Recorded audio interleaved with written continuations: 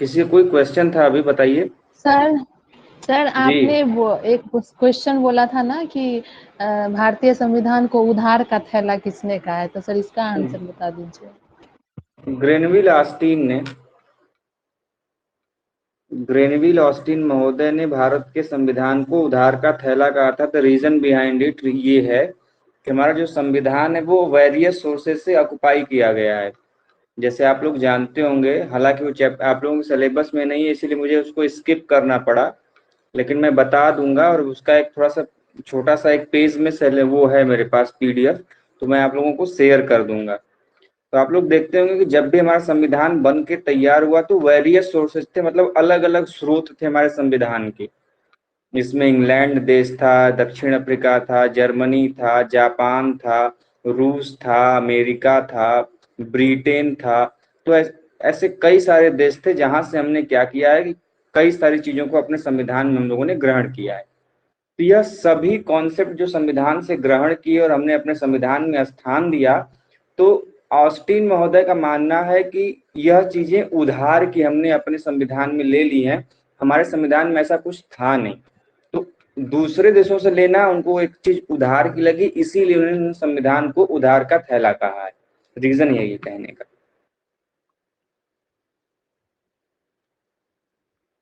Okay sir, thank you sir. Okay, मैं धीमा धीमा बोलूंगा भाई। मैं तो पहले से ही बोल रहा हूँ कि यदि आपको क्लास में किसी भी प्रकार की परेशानी है तो आप पूछ सकते हैं, बीच में बोल सकते हैं। ये मैं फास्ट बोल रहा हूँ या वॉइस क्लियर नहीं है, कोई वर्ड सही से नहीं सुनाई दिया, तो आप लोग बिल्कुल पूछ सकते हैं, रोक सकते हैं क्लास में, ठीक है। आज हम लोग बात करेंगे मूल अधिकारों के बारे में। मूल अधिकार आप लोग जानते होंगे, तो किसी को जानकारी है कि मूल अधिकार क्या होते हैं या फिर इनकी जानकारी संविधान में कहाँ पर है? बताइए भाई। Yes sir. कहाँ पे है? फंडामेंटल राइट्स बोलते हैं और मूल अधिकार जो हमें प्राप्त है संविधान के थ्रू हम हम्म भारतीय नागरिकों को। और अच्छा, ये ये बताइए, जो मूल अधिकार हैं केवल और केवल भारतीय नागरिकों को ही प्राप्त है या उसके अलावा भी किसी अन्य को दिया गया है? किसी अन्य को नहीं दिया गया, सिर्फ भारतीय नागरिकों को, बोर्न इन अच्छा। इंडिया। अच्छा, और?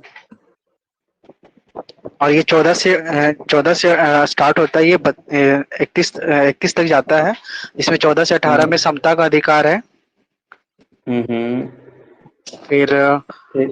उसमें फिर उसमें 19 से 22 में आपका आ, क्या बोलते हैं, स्वतंत्रता का समा स्वतंत्रता का अधिकार है। एंड फिर हम्म आपका 22 से 24 में है इसका शोषण के विरुद्ध अधिकार। हम्म। फिर 24 से 27 में है, 25 से 28 में है आ, धार्मिक ये स्वतंत्रता। धार्मिक स्वतंत्रता का अधिकार। हम्म। तो इसका इसका एक मैंने ट्रिक बनाया था, मैं सीखा था, मतलब कि 4 31 31 करके है। लास्ट में 32 वाला जो है वो उपचारात्मक, जो हमारी अभी सुप्रीम आपने कोर्ट कहा हमारी। कि 14 से 31 तक में मूल अधिकार है, फिर 32 कहाँ से आ गया?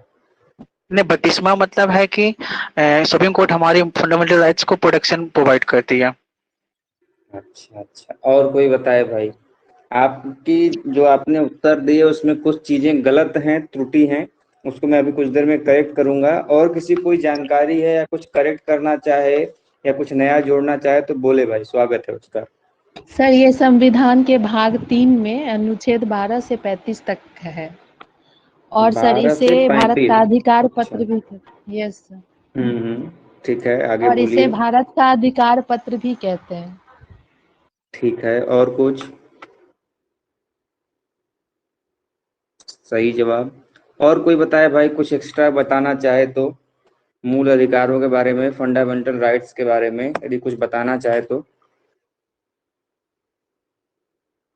क्लास में लगभग 7 लोग जुड़े हैं आप लोग, और आवाज एक या दो लोगों की ही आती है, ऐसा क्यों है? मैं बार बार बोल रहा हूँ, इन फ्यूचर आपको, यदि आप बीएड का एंट्रेंस देने जा रहे हैं तो आप शिक्षक के लिए ही प्रिपरेशन कर रहे हैं, हमारा तो यही मानना है।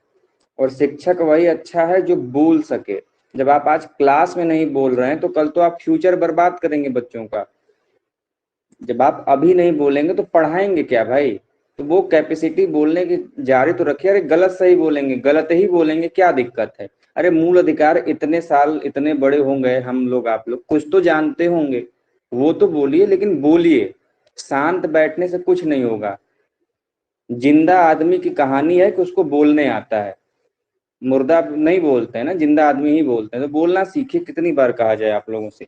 खैर आते हैं अपने टॉपिक पे। देखिए भैया, मूल अधिकार क्या है कि जब हमारे संविधान का निर्माण किया गया तो संविधान बनाया क्यों गया, आखिर रीजन क्या था संविधान को बनाने के पीछे। पहली चीज तो ये नियम और कानूनों का एक संग्रह है। दूसरा कि यह संविधान बनाया किसके लिए गया था? नागरिकों के लिए बनाया गया था, जिससे कि क्या हो, उन प्रशासनिक व्यवस्था सुदृढ़ हो और नागरिक देश के अच्छे से रह सकें। लेकिन अब हमको ये बताइए, जब नागरिक के बारे में कोई प्रावधान हमारे संविधान में होगा ही नहीं तो क्या यह संविधान के होने का कोई मतलब है? नहीं है। इसीलिए हमारे संविधान में मूल अधिकारों को दिया गया, जो कि नागरिकों के अधिकारों के बारे में अवगत कराते हैं। उनके जो अधिकार हैं, उनके जो कह लें सामाजिक स्थिति है, आर्थिक स्थिति कह लें, धार्मिक स्थिति कह लें, उनको क्या करते हैं, समृद्ध बनाते हैं।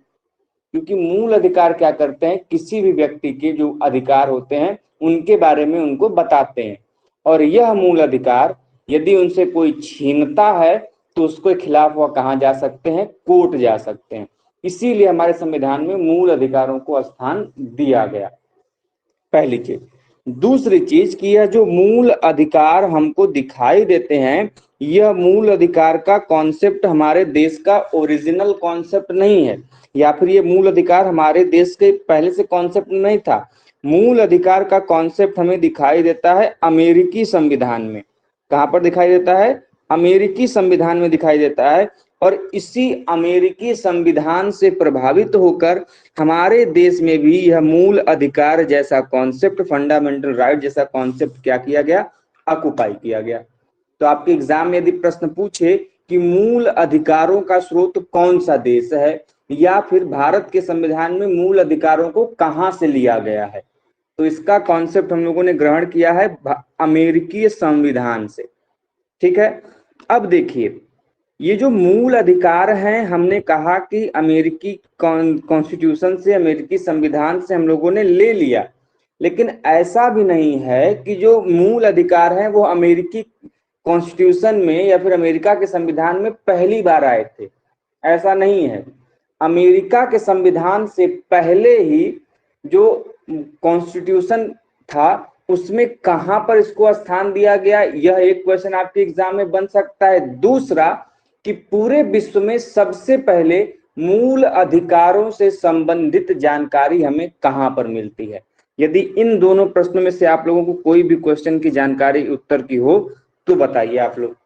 मेरा पहला प्रश्न ये है कि वह कौन सा ऐसा देश है जिसने मूल अधिकारों को प्रथम बार अपने संविधान में क्या किया, स्थान दिया, पहली चीज।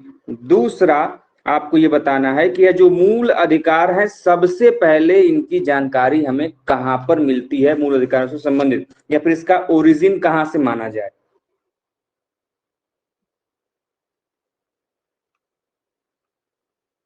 मुझे नहीं पता है सर। और कोई?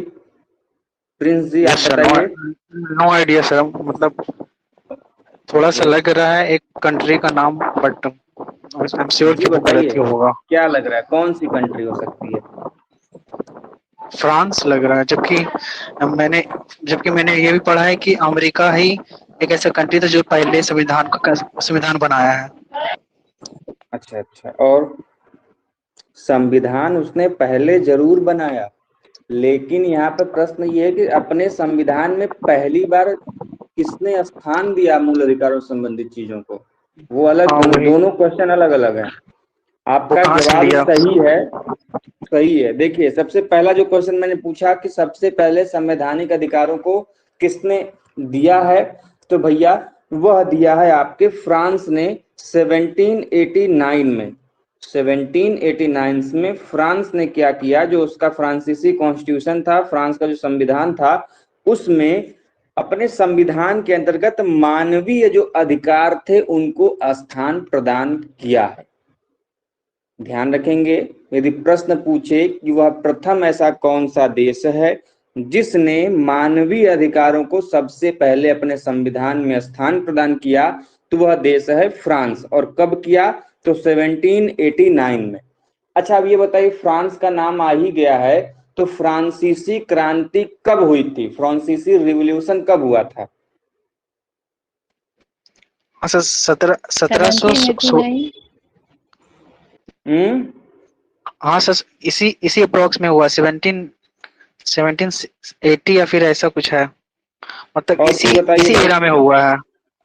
हाँ ये इसी एरा में हुआ है। 1789। और कोई? ये क्वेश्चन आपके जीके का है, आ सकता है, ध्यान रखिएगा।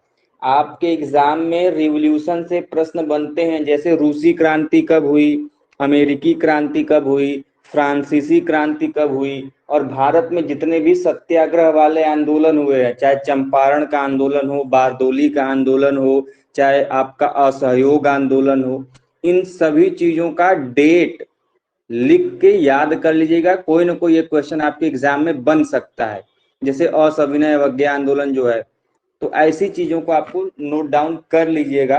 हालांकि वो चीजें आपको नहीं पढ़नी है, लेकिन आपके जीके वाले पॉइंट ऑफ व्यू से ये सभी इंपॉर्टेंट हो जाते हैं। ये चीजें आपको थोड़ी सी ध्यान में रखनी होंगी। खैर, 1789 में ही फ्रांसीसी रिवॉल्यूशन हुआ था। उस समय जो वहां के शासक थे, इससे भी क्वेश्चन बनता है कि किसके शासन काल में लुई 16वां था। लुई 16वें वहां के शासक थे, जिनके शासन काल में फ्रांसीसी क्रांति हुई थी। कब हुई थी? 1789 में हुई थी। और उसी समय जब फ्रांसीसी क्रांति समाप्त हुई और फ्रांस का अपना संविधान लिखा जाने लगा, तो उसमें सबसे पहली बार इन मानवीय मूल अधिकारों को क्या किया गया, स्थान दिया गया। ध्यान रखिएगा, फ्रांसीसी क्रांति का रीजन ही था अधिकारों की लड़ाई, क्योंकि वहां पर दास प्रथा, बाकी जो चीजें थी और जो महंगाई वगैरह थी, बहुत चरम सीमा पे थी, अधिकार लोगों के छीन लिए गए थे, और इसीलिए यह क्रांति हुई। और क्रांति जैसे ही समाप्त हुई, सफल हुई, उसके बाद इन्होंने क्या किया, सबसे पहले अपने संविधान में क्या किया, इन्होंने मानवीय अधिकारों को स्थान दिया। ये तो हो गया बात कि किसने दिया। अब ये है कि भाई ये जो मूल अधिकार का कॉन्सेप्ट है, ये आया कहां से? तो जो ये मूल अधिकार हैं, यह मूल अधिकार आपके यहाँ के नहीं है, यह मूल अधिकार इंग्लैंड से हमको देखने को मिलते हैं सबसे पहली बार। कैसे मिलते हैं यह जान लीजिए। तो यह जो मूल अधिकार आपको देखने को मिलते हैं इंग्लैंड में 1215 में, 1215 में एक शासक थे जिनका नाम था किंग जॉन। ठीक है, क्या नाम था उनका? King John. कहाँ के शासक थे ये? इंग्लैंड के। कब? 1215 में। जो इंग्लैंड के शासक किंग जॉन थे, इन्होंने 1215 में उनके जो सामंत हुआ करते थे, आप लोग जानते होंगे राजाओं के सामंत होते थे। एज एग्जाम्पल मैं समझा लूं, जैसे मोटे मोटे तौर पे समझिए, जैसे इस समय हमारे प्रधानमंत्री को समझिए, वो राजा हैं, और जो स्टेट के मुख्यमंत्री हैं वो क्या हैं, वो हैं आपके सामंत की तरह। राजा पूरे साम्राज्य पे शासन करता था, और राजा के अंतर्गत छोटे छोटे भागों पे शासन करते थे सामंत। तो ये जो सामंत थे, इनके दबाव में आकर इन्होंने कहा कि नहीं, लोगों का या फिर नागरिकों का अपना एक अधिकार होना चाहिए। ऐसा नहीं है कि आप उनके अधिकारों का उल्लंघन करें और जैसे मन करे वैसे शासन करें, ऐसा नहीं चलेगा। तो इंग्लैंड में 1215 में पहली बार जो राजा किंग जॉन थे, उनके जो सामंत थे, उन्होंने क्या कर दिया, विद्रोह कर दिया। और सामंतों के दबाव में आकर पहली बार राजा किंग जॉन ने क्या किया, एक घोषणा पत्र जारी किया, और उसमें उन्होंने क्या किया कि अधिकार पत्र को जारी किया, जो कि नागरिकों के लिए थे। तो यहीं से दोस्तों ये जो अधिकार पत्र जाना जाता है, वह जाना जाता है मैग्ना कार्टा के नाम से, मैग्ना कार्टा के नाम से। ध्यान रखिएगा, आपके एग्जाम में पूछा जाता है प्रश्न कि मूल अधिकारों का मुख्य स्रोत क्या है, तो यह मैग्ना कार्टा है, जहां से मूल अधिकार क्या हुए, उत्पन्न हुए, ओरिजिनेट हुए। तो मैग्ना कार्टा जो अधिकार पत्र जारी किए गए थे किंग जॉन द्वारा, उनको कहते हैं। और इसी मैग्ना कार्टा बाद में जाकर क्या किया गया, यह मूल अधिकार का स्रोत बना, मूल अधिकार का यह एक इकाई बना। तो अभी तक इसमें जो पढ़ाया गया कि मूल अधिकार क्या हैं, कब लिए गए, किस संविधान से लिए गए, ये इसमें किसी कोई कंफ्यूजन, दिक्कत, परेशानी भाई नो सर। बताइए। ठीक है, No, आगे sir. बढ़ें। Yes, sir. ओके, अब देखिए ये तो बात हो गई कि कैसे लिया गया, क्या उद्देश्य था, कैसे कैसे चीजें थी। अब हम लोग बात करेंगे ये कि जो संविधान भारत के अंतर्गत इसका क्या प्रावधान किया है, उनकी चीजों की। आप लोगों को व्हाइट बोर्ड शेयर हो रहा है ना, दिख रही चीजें? Yes sir. ओके, किसी को परेशानी हो रही थी जो फास्ट फास्ट बोले थे, उम्मीद करते हैं आपको थोड़ा सा इस समय आराम मिला होगा, देख पाते होंगे आप आसानी से। अब आते हैं कि भारतीय संविधान के अंतर्गत मूल अधिकारों का क्या स्थान है, कैसे कैसे उनको रखा गया है। सबसे पहली बात तो इनका जो स्रोत है वो है आपका यूएसए से, हमारे जो देश है यूएसए, वहां से भारतीय संविधान में यह जो कॉन्सेप्ट है मूल अधिकारों का, इनको क्या किया गया, ग्रहण किया गया। ठीक है, ध्यान रखिएगा, यूएसए से मूल अधिकारों का जो यह कॉन्सेप्ट है हमारे देश में ग्रहण किया गया, पॉइंट नंबर 1।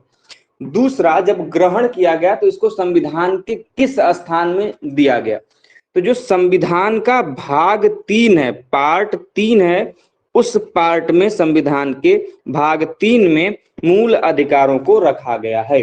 वहीं पर बात करें कि कौन सा अनुच्छेद है जहां पर संविधान में इनके मूल अधिकारों का वर्णन मिलता है, तो भैया वह भाग है अनुच्छेद 12 से लेकर अनुच्छेद 35 के बीच में, 12 to 35 के बीच में आपके जो फंडामेंटल राइट्स हैं इनको क्या किया गया है, डिस्क्राइब किया गया है।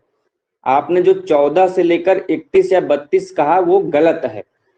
हालांकि शुरुआत आप देखेंगे तो 14 से आपको मूल अधिकार के नाम देखने को मिलेंगे, लेकिन उसके पहले जो 12 और 13 हैं, 12 बात करता है राज्यों के बारे में मूल अधिकारों को लेकर।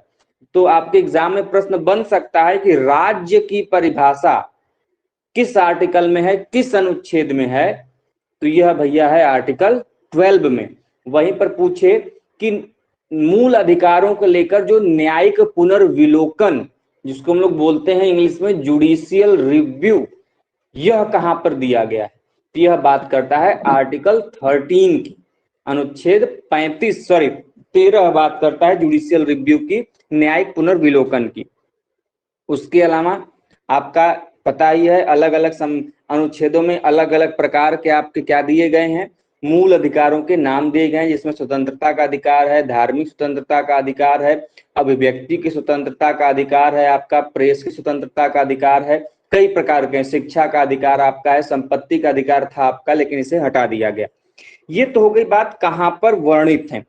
अब आते हैं इनकी संख्या को लेकर। दो प्रकार से प्रश्न एग्जाम में बनते हैं कि जो हमारा मूल संविधान था, जिसको हम लोग एग्जाम में प्रश्न बनता है कि मूल संविधान में इनकी संख्या कितनी थी।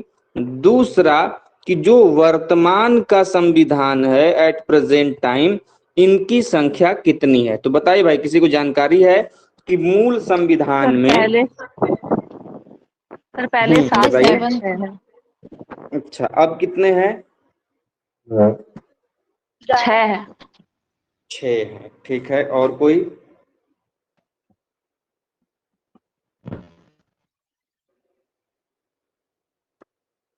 कुछ नया जोड़ना है किसी को? नहीं सर, मेरा भी वही है। ठीक है, सही जवाब है। जब हमारा संविधान बनकर तैयार हुआ तो उस समय कुल 7 मौलिक अधिकार हम लोगों को दिए गए थे, कुल 7 फंडामेंटल राइट्स थे। लेकिन इस समय कुल फंडामेंटल राइट्स एक घटकर कितना हो गया है, 6 हो गया है। पहले 7 थे, वर्तमान में 6 हो गया है। तो कितना माइनस हुआ? 1 माइनस हुआ, अर्थात तो कोई तो एक ऐसा अधिकार है जिसे क्या कर दिया गया, समाप्त कर दिया गया या फिर हटा दिया गया। तो इंपॉर्टेंट यह है कि कौन सा वह मौलिक अधिकार है जिसे समाप्त कर दिया गया और कब किया गया। यह दो चीजें आपके एग्जाम के लिए इंपॉर्टेंट है। संपत्ति का अधिकार। जी हाँ, जिसको हम लोग राइट टू प्रॉपर्टी जिसको हम लोग बोलते हैं, वह जो संपत्ति का अधिकार है, इस संपत्ति के अधिकार को ही क्या किया गया, समाप्त कर दिया गया। संपत्ति के अधिकार को समाप्त कर दिया गया, जिसको हम लोग राइट टू प्रॉपर्टी बोलते हैं।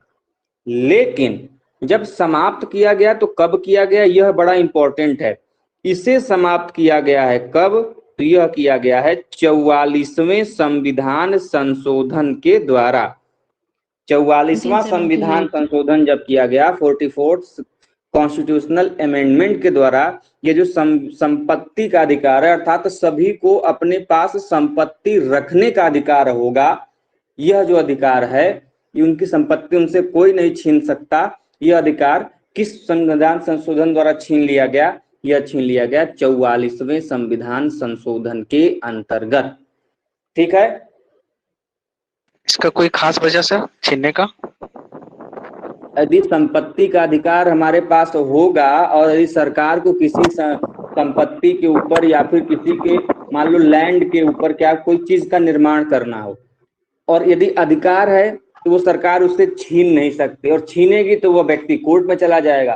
तो इस प्रकार क्या सरकार यदि कोई योजना लेके आएगी, उसकी संपत्ति का अधिग्रहण करके यदि वह योजना का निर्माण करना चाहे या देश का विकास करना चाहे, तो क्या यह संभव हो पाएगा?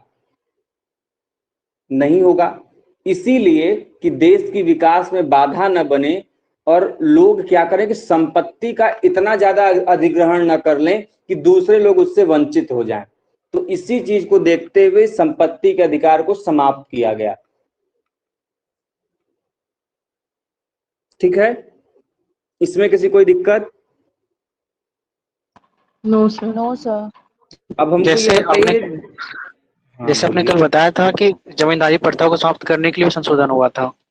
प्रथम संविधान संशोधन। हाँ हाँ, तो वो इसी प्रकार से था, क्योंकि उसमें हाँ, लोग इसी के प्रकार पास, किसी था। लोग के पास बहुत ज्यादा जमीन था, इसमें जी हाँ, किसी जी हाँ, प्रकार जी हाँ। सबके पास बहुत पैसा हो जाएगा ऐसा। जी हाँ, संपत्ति अधिग्रहण, देखिए सिंपल सी बात है, यदि यह एक मौलिक अधिकार होता ना, तो आज जो सरकारें जमीन लोगों की ले लेके फ्लाईओवर बनाती है, एक्सप्रेसवे बनाती है, फिर किसी प्रोजेक्ट पे काम करती है, तो ये संभव नहीं हो पाता। क्योंकि यदि यह मौलिक अधिकार होता, मान लो सरकार कह रही है कि हम आपको इतना मुआवजा देंगे, और किसी का इमोशन उससे जुड़ा हुआ है, तो व्यक्ति कहाँ चला जाता, कोर्ट में चला जाता, और अधिकार होने के कारण कोर्ट उसको क्या करती, प्रोटेक्शन देती है, और सरकार उसकी जमीन नहीं ले पाती। क्योंकि कुछ ऐसे महानुभाव होते हैं जो चाहते हैं कि नहीं, हम नहीं देंगे जमीन, चाहे किसी भी हालत में हो जाए। तो इस कंडीशन में वो जो योजना, इसका तो किसी न किसी अपोज तो करा होगा ना इसके लिए, जब ये सीज हुआ तो। ये जब सीज हुआ तो उस समय आपको पता होना चाहिए कि आपातकाल की स्थिति समाप्त होने वाली थी। जब 42वां संविधान संशोधन 1976 में हुआ, तो उस समय आपातकाल के दौरान वो संविधान संशोधन हुआ था, आपको पता होना चाहिए। उस संविधान संशोधन को सही करने के लिए यह 44वां संविधान संशोधन हुआ था। अपोज बिल्कुल हुआ होगा। इसका अपोज वही न करेंगे जिनके पास पैसा होगा, आम जनता थोड़ी करेगी। हाँ सर, वही। अब इंपॉर्टेंट ये है कि आपके एग्जाम में ये भी पूछ सकता है कि 44वां संविधान संशोधन कब हुआ था। तो जैसे 42वां इंपॉर्टेंट है 1976 में, जिसको हम लोग मिनी कॉन्स्टिट्यूशन भी बोलते हैं। ध्यान रखिएगा, एग्जाम में प्रश्न पूछ सकता है कि वह कौन सा संविधान संशोधन है जिससे हम लोग मिनी कॉन्स्टिट्यूशन के नाम से जानते हैं। तो वह है आपका 42वां संविधान संशोधन। और इसी को सही करने के लिए संविधान में 44वां हुआ 2 साल बाद। 42वां 1976 में और 44वां 2 साल बाद 1978 में। दोनों के ईयर ध्यान रखेंगे और क्या क्या हुआ वो ध्यान रखेंगे आप लोग। ठीक है, अब आते हैं आगे। ये तो बात हो गई संख्या कितनी है, वर्तमान में कितनी है, पहले कितनी थी, कौन हटाया गया। अब बात जब संपत्ति के अधिकार की आ ही गई है, तो कोई हमें जरा सा ये बताइए कि इस संपत्ति के अधिकार को हटाकर, ये जो संपत्ति का अधिकार ये पहले किस आर्टिकल में था? सबसे पहले तो ये प्रश्न बताइए भाई, ये जो संपत्ति का अधिकार है यह पहले किस आर्टिकल में था? किसी को जानकारी है किस अनुच्छेद में था? पहले तो ये भाग था ना 31। और कोई बताए भाई? सर 19 क में भी शायद था ना, ऐसा कुछ। 19 क में, अच्छा।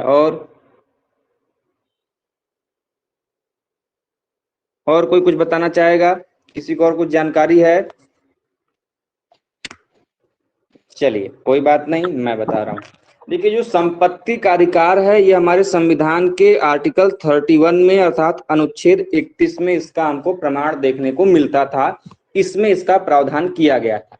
लेकिन जब 44वां संविधान संशोधन हुआ, 44 कॉन्स्टिट्यूशनल अमेंडमेंट हुआ, उसके द्वारा क्या किया गया कि इसे अनुच्छेद 31 को समाप्त कर दिया गया। इसीलिए आप लोग जब पढ़ते होंगे वर्तमान में फंडामेंटल राइट्स, तो उसमें आर्टिकल 31 कभी नहीं पढ़ा होगा आप लोगों ने, क्योंकि इसे क्या कर दिया गया, एबोलिश कर दिया गया, समाप्त कर दिया गया। तो ऐसा नहीं है कि यह पूर्ण रूप से समाप्त हो गया, इसे 31 से जरूर समाप्त कर दिया गया, लेकिन इसे 31 से उठाकर वर्तमान समय में इसे आर्टिकल 300 के क्लॉज ए कह लें या फिर कह लें अनुच्छेद 300 के क्लॉज क में इसको स्थान दिया गया है। ध्यान रखिएगा, पूछ सकता है एग्जाम में कि वर्तमान समय में संपत्ति के अधिकार को किस अनुच्छेद में वर्णित किया गया है, तो यह किया गया है अनुच्छेद 300 क में या फिर 300 क्लॉज ए में। लेकिन इंपॉर्टेंट चीज ये है कि जब यह अनुच्छेद 31 में था तो यह एक फंडामेंटल राइट्स हुआ करता था, यह एक मौलिक अधिकार हुआ करता था। लेकिन वर्तमान समय में जो यह आर्टिकल 300 के क्लॉज ए में है, अनुच्छेद 300 क में है, यह एक मौलिक अधिकार नहीं है। तो क्या है भाई, यह भी एग्जाम में पूछता है कि वर्तमान समय में जो संपत्ति का अधिकार है यह किस प्रकार का अधिकार है। तो वर्तमान समय में जो संपत्ति का अधिकार है यह एक लीगल राइट है, जिसको हम लोग विधिक अधिकार बोलते हैं। यदि आपके संपत्ति के साथ कोई विधिक रूप से गलत कर रहा है, कुछ में ट्रेस पास कर रहा है, कुछ भी चीजें कर रहा है, तब आप उसके लिए क्या कर सकते हो, आप विधिक सहायता ले सकते हो, लेकिन मौलिक अधिकार नहीं। तो आपको ध्यान रखना होगा, स्वरूप पूछेगा तो यह एक विधिक अधिकार है। कहां पर स्थान दिया गया है, 300 के क्लॉज ए में।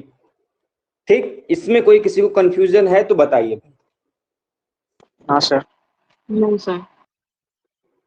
किसी कुछ पूछना है? No sir. नहीं सर। ठीक है, अब आगे बढ़ते हैं हम लोग।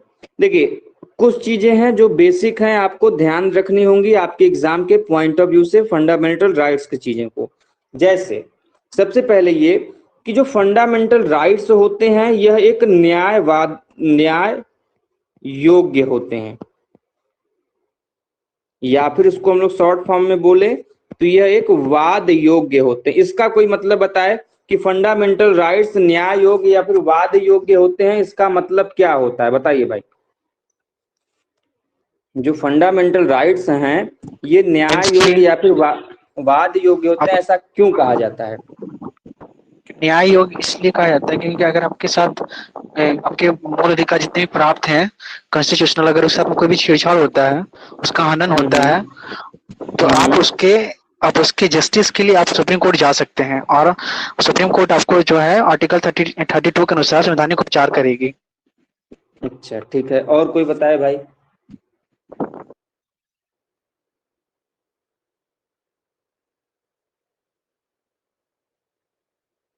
नहीं पता? देखिए कोई बात नहीं, न्याय योग्य फिर वाद योग्य के कहने का मतलब सिंपल सा ये है कि कोई भी जो मूल अधिकार है वह न्याय योग्य होगा। न्याय योग्य मतलब न्याय के योग्य, मतलब कि आपको जो मूल अधिकार दे दिए गए, ऐसा नहीं है कि आपको 6 या 7 मूल अधिकार दे दिए गए और उसके बाद सरकार निश्चिंत हो गई कि आपका मूल अधिकार आपके पास मिल रहा है कि नहीं मिल रहा है। जैसे मान लीजिए कि आप कोई इलेक्ट्रॉनिक प्रोडक्ट खरीद के लेके आते हैं और उस पर कह दे भैया कि 1 साल की गारंटी है, टूटेगा फूटेगा बिगड़ेगा तो इसकी जिम्मेदारी हमारी है और हम आपको लाइए, हम आपको बदल देंगे। और बिगड़ गया मान लीजिए इन केस, और आप शॉप पे लेके गए और उसने कुछ नहीं किया, कहा कि नहीं इसका कोई मतलब नहीं, टूट गया, अपने घर जाइए नया खरीद लीजिए, तो क्या उस गारंटी का कोई मतलब निकला? नहीं निकला। तो इसीलिए गारंटी तब मानी जाएगी जब उसको सही में लागू किया जाएगा। यदि टूटेगा फूटेगा फिर जलेगा बिगड़ेगा तो उसको बनाए, तब वह गारंटी सफल मानी जाएगी, तब वह चीजें क्या हो जाएंगी, वास्तव में उपयोग में लाई गई। तो ठीक इसी प्रकार का कॉन्सेप्ट आपका लागू होता है आपके मूल अधिकारों को लेकर। ऐसा नहीं है कि 6 या 7 आपको मूल अधिकार दे दिया गया और ऐसा कोई प्रावधान नहीं बनाया गया कि ये लागू हो या फिर कोई हनन करे तो सरकार निश्चिंत बैठे, ऐसा नहीं है। यदि यह दिया गया है कि आपके इतने मौलिक अधिकार हैं, तो यह भी प्रावधान किया गया है कि यदि इन मौलिक अधिकारों का कोई उल्लंघन करेगा, कोई आपके मौलिक अधिकारों को आपसे छीनेगा, तो उस व्यक्ति को दंडित भी किया जाएगा। और उसके लिए कि आपके मौलिक अधिकार आपसे कोई छीन रहा है, आप उसके लिए आप कहां जा सकते हैं? कोर्ट जा सकते हैं। उसके लिए आप न्याय मांग सकते हैं। इसके लिए आप वादी के रूप में कोर्ट में प्रस्तुत हो सकते हैं और जो आपका हनन कर रहा है उससे वाद कर सकते हैं। इसीलिए मौलिक अधिकारों को वाद योग्य बनाया गया, जस्टिसेबल बनाया गया, न्याय योग्य बनाया गया। क्योंकि यदि न्याय योग्य न होते तो इन मूल अधिकारों के होने का कोई मतलब नहीं होता। ये केवल कैसे हो जाते? मूल कर्तव्यों की तरह हो जाते, जिनके होने न होने का कोई मतलब नहीं है। हमको इतना पता है कि राष्ट्रगान होना है तो आपको सावधान मुद्रा में खड़े हो जाना है, उस समय हिलना डुलना नहीं है। लेकिन ऐसा नहीं है कि कोई व्यक्ति यदि हिल गया तो उसको हम जेल में ले जाकर ठूंस दिए कि भैया तुमने मूल कर्तव्यों का उल्लंघन किया है। नहीं, क्यों ऐसा नहीं है भाई? क्योंकि वो वाद योग्य है ही नहीं, वो न्याय योग्य है ही नहीं। न कोई व्यक्ति उसके लिए न्याय मांग ही नहीं सकता। उसका मन खड़ा होगा, सावधान मुद्रा में होगा, नहीं होगा, उसकी इच्छा है। यदि यहीं पर अभी आज के डेट में यदि उसको वाद योग्य बना दिया जाए मूल कर्तव्यों को, और कोई उस समय राष्ट्रगान में खड़ा नहीं कर हो रहा है, यदि कोई व्यक्ति उसके खिलाफ कोर्ट में चला जाए तो उसको दंडित करना पड़ेगा। तो यही अंतर है मूल कर्तव्य और मूल अधिकारों में। उम्मीद करते हैं कि न्याय योग्य क्या है चीजें आप समझ गए होंगे। अब आते हैं कि कहां पर प्रावधान किया गया है वाद योग्य या फिर न्याय योग का। देखिए, हमने अभी बताया कि 12 से 35 के बीच में, आर्टिकल 12 to 35 के बीच में क्या किया गया है? आपके संविधान में किसकी चर्चा की गई है? आपके मौलिक अधिकारों की। तो इस आर्टिकल में से जो आर्टिकल 32 है, अनुच्छेद 32 जो है, यह बात करता है मौलिक अधिकारों के उल्लंघन होने पर उनके संवैधानिक उपचारों की। संवैधानिक उपचारों का अधिकार। आपके एग्जाम में पूछता है प्रश्न कि मौलिक अधिकारों या फिर संवैधानिक उपचारों का जो अधिकार है यह किस आर्टिकल में है? तो भैया यह आर्टिकल 32 में है। अब नाम को ही देख लीजिए, आपको उत्तर मिल जाएगा। संवैधानिक उपचारों का अधिकार, अर्थात संविधान के अंतर्गत जो उपचार दिए गए हैं। अच्छा, यह उपचार किसके लिए भैया? तो यह उपचार है आपके फंडामेंटल राइट्स के हनन के लिए।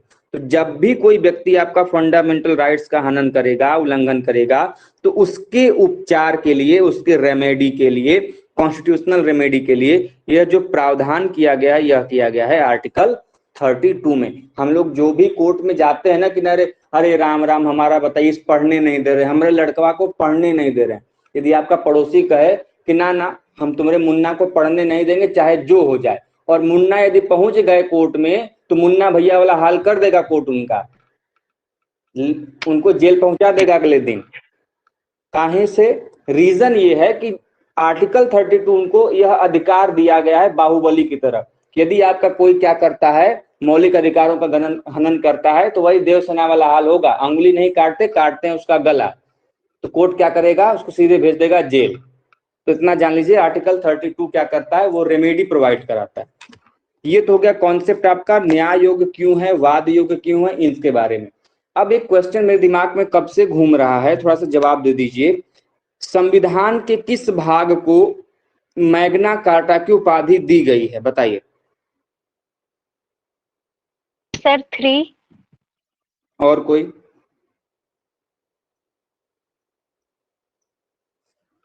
सर मुझे भी यही लग रहा है, क्योंकि भाग 3 में ही मौलिक अधिकार का चर्चा है, तो उसे ही कहा गया सर है। भाग 3। वेरी गुड, सही जवाब है सभी के। अभी हमने बोला था कि मौलिक अधिकार की उत्पत्ति कहाँ से हुई थी? मैग्ना कार्टा की। और मैग्ना कार्टा से हुई है, तो भारत में मौलिक अधिकार किस भाग में है? तो भाग 3 में क्या किया गया है? भारत में मौलिक अधिकारों की चर्चा की गई है। इसीलिए भाग 3 को क्या किया जाता है? भारत का मैग्ना कार्टा कहकर संबोधित किया जाता है। तो ऐसा भी यदि कोई प्रश्न बनता है तो आप लोग कंफ्यूज नहीं होंगे कि भारत के संविधान के किस भाग को मैग्ना कार्टा की उपाधि दी गई है। तो यह दिया गया है आपके भाग 3 को। अब देखिए इंपॉर्टेंट ये है। हाँ जी हाँ, बताइए। सर मैग्ना कार्टा का अर्थ क्या होता है? एक ऐसा अधिकार पत्र जो किसी नागरिक के मानवीय एवं मूल अधिकारों की बात करता हो। नहीं समझ में आया? सर थोड़ा बहुत समझ में आया। अच्छा, जैसे एग्जाम्पल मैं समझा लूं कि मान लीजिए एक घर में 10 लोग निवास करते हैं, 10 लोगों के अपने अपने क्या हैं, अधिकार हैं। एक मुखिया मान लीजिए होगा, बाकी लोगों के अपने अपने अधिकार हैं। यदि उनके अधिकारों के लिए जो मुखिया है क्या करे, वह एक घोषणा पत्र जारी करे कि भैया आपका ये अधिकार है, और यदि इन अधिकारों का कोई उल्लंघन करता है तो उसके लिए ये प्रावधान है। तो यह जो घोषणा पत्र जारी किया गया वही क्या कहलाता है, मैग्ना कार्टा कहलाता है। और इसी मैग्ना कार्टा में आपके मूल अधिकारों के बारे में सबसे पहली जानकारी हमको देखने को मिलती है। क्लियर हुआ? जी सर। ओके, आगे बढ़ते हैं। अब देखिए, हमारे संविधान में ये तो हो गया कि भैया उल्लंघन होगा तो इसका क्या करेगा कि इसके लिए आप कोर्ट जा सकते हैं, लेकिन किस कोर्ट में जा सकते हैं ये भी तो इम्पोर्टेंट है। हमारे संविधान में 3 प्रकार के जुडिशरी के लेवल दिए गए हैं। कौन कौन से भैया, किसी को जानकारी है? न्यायपालिका के कुल कितने स्तर हैं? 3 स्तर है सर। कौन कौन 3 से स्तर है। बताइए, कौन कौन से? एक है डिस्ट्रिक्ट लेवल, अच्छा, डिस्ट्रिक्ट कोर्ट है, और फिर हाई कोर्ट है, और एक है सर। अरे भैया, देश का सबसे सर्वोच्च कौन सा है? सुप्रीम कोर्ट, सर्वोच्च न्यायालय। इसको कैसे हाई भूल कोर्ट जा एंड रहे सुप्रीम। हैं? देखिए, पूरे भारत में सबसे सर्वोच्च स्थिति पर या सबसे ऊपर आता है भारत का सुप्रीम कोर्ट, जिसकी संख्या कितनी है? 1 है। और यह कहाँ स्थित है? तो यह स्थित है दिल्ली में। दिल्ली में। ठीक। दूसरा आता है आपका, उसके बाद सुप्रीम कोर्ट के बाद आता है हाई कोर्ट। पहली चीज, जो सुप्रीम कोर्ट है इसका प्रभाव क्षेत्र पूरे इंडिया पर होगा, अर्थात यह पूरे एक होते हुए भी यह पूरे भारत देश में इसका प्रभाव क्षेत्र स्थापित होगा, अर्थात पूरे भारत पर इसके जो भी नियम कानून या प्रभाव होंगे पूरे भारत पर लागू होंगे। दूसरा उसके नीचे आता है हाई कोर्ट। हाई कोर्ट की वर्तमान में संख्या कुल कितनी है? तो वर्तमान में कुल संख्या इनकी है 25। कितनी है? कुल 25 उच्च न्यायालय हैं, जो कि अलग अलग राज्यों में स्थापित किए गए हैं। अलग अलग राज्यों के अपने अलग अलग हैं। जैसे मैं बात करूं उत्तर प्रदेश की, तो उत्तर प्रदेश का उच्च न्यायालय कहां पर स्थित है? आपका इलाहाबाद, जो कि वर्तमान में प्रयागराज है। दूसरा कि भैया जो हाई कोर्ट है इसका प्रभाव क्षेत्र क्या है? तो हाई कोर्ट का प्रभाव क्षेत्र जिस भी संबंधित राज्य में यह स्थित होगा, या तो वहां पर, या फिर कभी कभी क्या होता है कि आप लोग देखते होंगे कि इस समय अच्छा ये बताइए तो, वर्तमान समय में कुल कितने राज्य और कितने केंद्र शासित प्रदेश हैं? 28 स्टेट्स एंड 8 टेरिटरी। 28 और 8। जी हाँ, 28 राज्य हैं और 8 केंद्र शासित प्रदेश हैं। तो इनकी संख्या कुल मिलाकर कितनी हो गई? 36 हो गया। तो ये बताइए, तो जो आपके हाई कोर्ट हैं इनकी संख्या भी तो 36 होनी चाहिए थी, लेकिन कितने हैं? 25 ही। तो सिंपल सी बात है, कुछ एक ऐसे हाई कोर्ट होंगे जो कि 2 या 2 से अधिक राज्यों को एक साथ क्या करते होंगे, उनकी न्याय व्यवस्था को संचालित करते होंगे। तो हो सकता है कि वह एक राज्य में स्थित हो और दूसरे राज्य की जो भी व्यवस्था है वहां पर संचालित की जाए, तो वो वहां पर उनकी क्या होगी, प्रभाव क्षेत्र उनका उन राज्यों पर भी स्थापित होगा। उसके बाद आता है आपका डिस्ट्रिक्ट कोर्ट, जिसको हम लोग सेशन कोर्ट कह लें, या फिर सबसे ज्यादा प्रयोग में लाया जाता है वो आता है सबऑर्डिनेट कोर्ट। क्या बोलते हैं उसको? अधीनस्थ न्यायालय। सबसे ऊपर सर्वोच्च न्यायालय या फिर उच्चतम न्यायालय, फिर आता है उच्च न्यायालय, और फिर आता है अंतिम में वो आता है अधीनस्थ न्यायालय, जिसको हम लोग सबऑर्डिनेट कोर्ट के नाम से जानते हैं। और सबऑर्डिनेट कोर्ट 2 प्रकार का होता है, एक डिस्ट्रिक्ट कोर्ट या फिर सेशन कोर्ट कह लें उसको, और दूसरा आता है आपका सिविल कोर्ट आता है। ठीक है, अलग अलग क्रिमिनल मामलों के लिए सेशन कोर्ट है, डिस्ट्रिक्ट कोर्ट होता है, सिविल मामलों के लिए आपका सिविल कोर्ट होता है। खैर इतना डिटेल में नहीं जाना है। बात ये है, हम मेरे कहने का मतलब, ये जो भाग 3 में मौलिक अधिकार दिए गए हैं और इसको लेकर यदि आपके कोई विवाद उत्पन्न हो जाए, कोई उल्लंघन कर दे, तो आप इन तीनों में से कहां पर जाएंगे? क्या तीनों कोर्ट आपको यह अधिकार आपको दिला सकते हैं, या फिर कोई एक कोर्ट दिला सकता है, या फिर कोई नहीं दिला सकता? बताइए भाई, मूल अधिकारों के उल्लंघन के संदर्भ में आप किस कोर्ट में अपील कर सकते हैं? किसके पास ये अधिकार है, बताइए। राज्य के कोर्ट में, हाई कोर्ट। अच्छा अच्छा, और कोई बताए भाई? लेकिन सबसे पहले डिस्ट्रिक्ट कोर्ट में अप्लाई करना पड़े, वहां से अगर नहीं जस्टिस मिलता है देन हाई कोर्ट। अच्छा, और? सर मुझे भी यही लग रहा है। मूल अधिकारों के उल्लंघन की जिम्मेदारी केवल और केवल प्रथम दो न्यायालयों को है। ऊपर से नीचे हमने जो अभी पढ़ाया, तो प्रथम दो कौन कौन से पढ़ाए हमने अभी?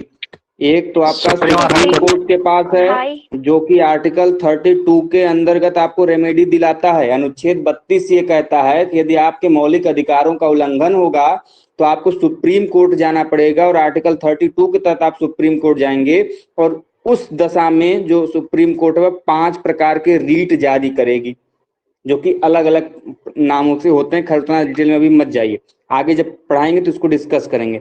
और दूसरा होता है हाई कोर्ट, और हाई कोर्ट को यह पावर दिया गया है आर्टिकल 226 के अंतर्गत।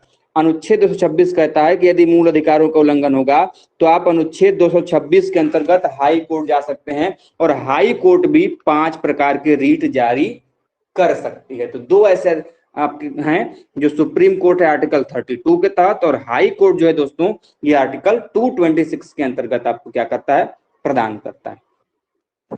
ठीक सर, उसी जी 5 रीट में से एक है उत्प्रेषण। हाँ हाँ है, हम जब पढ़ाएंगे सब कुछ पढ़ाएंगे। उसमें उत्प्रेषण है, अधिकार परीक्षा है, बंदी प्रत्यक्षीकरण है, कई सारी चीजें हैं, तो आपको सब कुछ पढ़ाया जाएगा, आप उसकी चिंता ना करें। अभी हम पढ़ाएंगे क्योंकि ये इंपॉर्टेंट है, यहाँ से प्रश्न बनता है। ठीक है, अब एक दो चीजें और डिस्कस कर लेते हैं, उसके बाद हम कल की क्लास में बाकी आगे की चीजों को डिस्कस करेंगे। जैसे कि भारत में मूल अधिकारों की मांग सबसे पहले किसने की थी? तो भारत में जो मूल अधिकार की मांग सबसे पहले की गई थी, यह की गई थी 1931 में, 1931 में। यह किया था सरदार वल्लभ भाई पटेल के द्वारा। सरदार वल्लभ भाई पटेल के द्वारा 1931 में जब ये कांग्रेस की अध्यक्षता कर रहे थे, तो इन्होंने क्या किया था कि एक घोषणा पत्र में मूल अधिकारों की मांग की थी, और यह जो घोषणा पत्र तैयार किया गया था इसका प्रारूप पंडित जवाहरलाल नेहरू ने बनाया था। तो आपके एग्जाम में कभी मान लीजिए बन जाए कि भारतीय संदर्भ में मूल अधिकारों की प्रथम मांग कांग्रेस अधिवेशन में कब और किसके द्वारा उठाई गई, तो ये उठाया गया 1931 में सरदार वल्लभ भाई पटेल के द्वारा, जिसका ड्राफ्ट तैयार किया था, जिसका प्रारूप तैयार किया था पंडित जवाहरलाल नेहरू जी ने। ठीक है, ये बात हो गई। और दूसरी बात आपको ध्यान रखनी है कि ये जो मूल अधिकार आपके संविधान में मिलते हैं, इनमें से एक मूल अधिकार है अनुच्छेद 32, जिसको लेकर हमारे जो डॉक्टर भीमराव अंबेडकर जी हैं, डॉक्टर, इनका एक कोटेशन बड़ा इंपॉर्टेंट है, आपके एग्जाम में आ सकता है।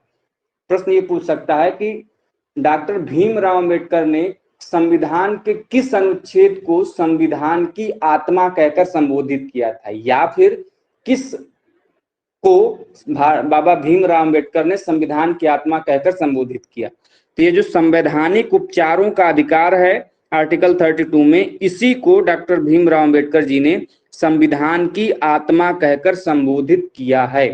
वैसे जनरली या फिर सामान्यतः हम लोग बात करें तो संविधान का जो मूल आत्मा कहा जाता है वह कहा जाता है प्रस्तावना को, प्रियम्बल को कहा जाता है। लेकिन भीमराव अंबेडकर जी ने आर्टिकल 32 में जो संवैधानिक उपचारों का अधिकार है, इसको आत्मा कहकर संबोधित किया था। इसीलिए इंपॉर्टेंट हो जाता है और आपके एग्जाम में पूछ सकता है। ठीक है, तो कल से इसके आगे हम लोग पढ़ेंगे एक एक करके, जो भी आपके मौलिक अधिकार दिए गए हैं कि इसमें क्या है, इन चीजों को हम लोग डिस्कस करेंगे। तो कल आप लोग पढ़ के जरूर आइएगा। आज की क्लास में यदि किसी कोई दिक्कत है, समस्या है, परेशानी है भाई तो बताए, नहीं तो हम आज की क्लास को समाप्त करें। बताएं, किसी को कुछ पूछना है आज की क्लास में? No sir. No sir. कोई कंफ्यूजन किसी को? नहीं सर। ठीक है, तो आज की क्लास को समाप्त किया जाए। जी यस। ठीक है, तो मिलते हैं हिस्ट्री वाली क्लास में।